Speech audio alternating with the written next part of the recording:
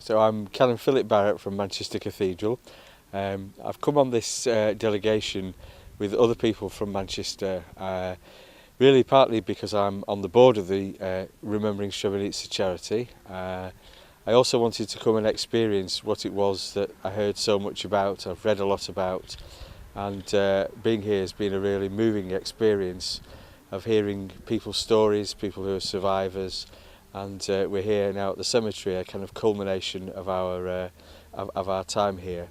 What I hope to take back is some deeper understanding of how this has affected people's lives, and just to be able to share the story with people in Manchester and in the church particularly, who have heard of Holocausts, but this particular thing at Srebrenica will not be a story that will be something they know about, and I'm really looking forward to being able to share something of the atrocity that happened here and the way that that still impacts on people's lives today.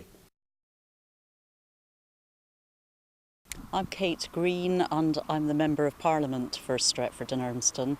I came here because I represent a very diverse constituency, and I know how important it is that people of different ethnic backgrounds, different faiths, different cultures live harmoniously together, and how hard we have to work to protect the peace between communities.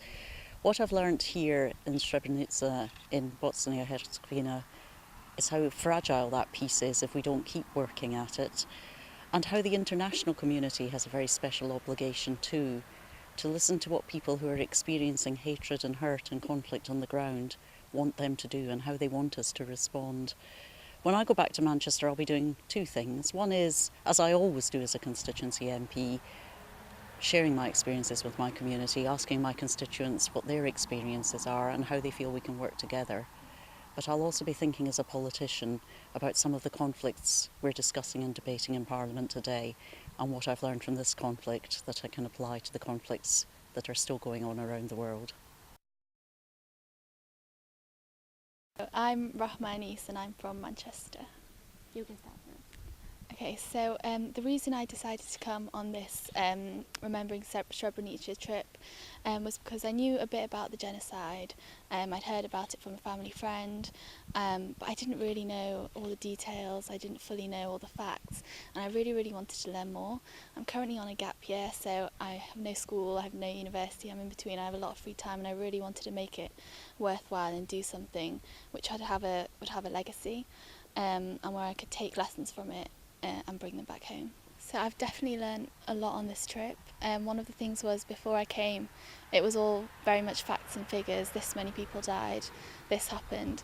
But we actually went to lots of galleries, we met lots of survivors, and it all became very real. And I realised that these were real people with real lives. They were brothers, husbands, fathers, and it really hit me that, you know, this can never ever happen again, and I'll definitely take this home. You know, the root of all this is hate, and I think there's no room for that in the world today.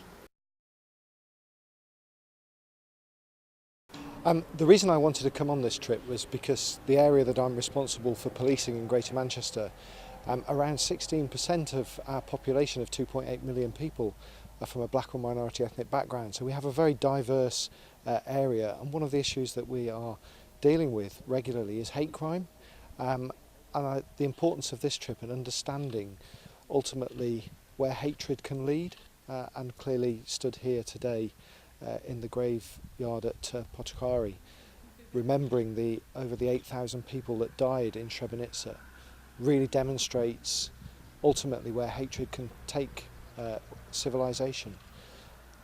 When I go back to Manchester, I'm going to use this experience to be able to talk more informatively about what happened here, but also to use it very much to have conversations with communities and with the people that I work with about how we tackle hate crime much more effectively and how we overcome some of the ignorance that exists that leads to hate.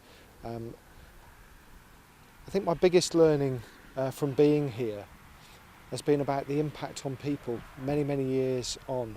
We're 21 years on since the genocide at Srebrenica, and still families are grieving, still mothers don't know what happened to their husbands, to their sons, and that's just such a tragedy still happening. And I think the other learning really came from the discussion around what happened in Sarajevo and the siege in Sarajevo, and how that led to people not even having hope after 2 years of war. And that's a very sad thing to happen, that people lose hope. And again, I think by being able to talk openly about what happened and learn the lessons, perhaps we'll be able to make sure that a genocide like this doesn't ever happen again.